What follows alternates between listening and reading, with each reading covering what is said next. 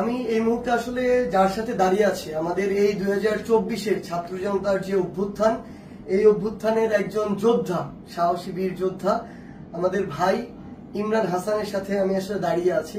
আসলে এই অভ্যুত্থান যে কিভাবে অর্জিত হয়েছে আমরা খুব মন ভোলা মানুষ, আমরা খুব দ্রুত ভুলে যাই। আসলে আমার এই ছোট্ট ভাই ইমরান হাসান, হয়তো তার বয়স আসলে এখনো 10-এর ঘরে হবে অ্যারাউন্ড, সেই জায়গা থেকে 5ই অগাস্ট যখন খুনি শেখ হাসিনা এই দেশ ছেড়ে পালিয়েছিল 12টা 1টার দিকেই, এই আমার ভাই ইমরান হাসানকে সাভারের বাইপাইলে 3:30টা থেকে 4টার দিকে তার মাথায় গুলি করা হয়। এবং তার আপনারা যদি দেখেন যে তার মাথার দুই পাশে, আপনি যদি সামনে থেকে শুধু একটু নেন তাহলে দেখতে পাবেন তার মাথার এই অংশের খুলিও নেই, এই খুলিটুকু নেই, মাথার এই অংশের খুলিটুকু নেই, শুধু মাঝে এইটুকু আছে আর নিচের দুই পাশে।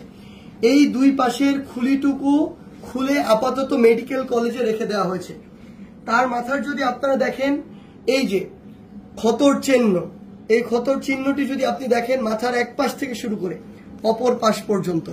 এবং আমার এই ভাই, আমার যোদ্ধা ভাই ইমরান, তার মাথার দুই পাশের খুলির অংশটুকু এখন আর নেই, এটি রয়েছে হসপিটালে। এবং আমার এই যোদ্ধা ভাই আজকে এসেছে জুলাই শহীদ স্মৃতি ফাউন্ডেশনে।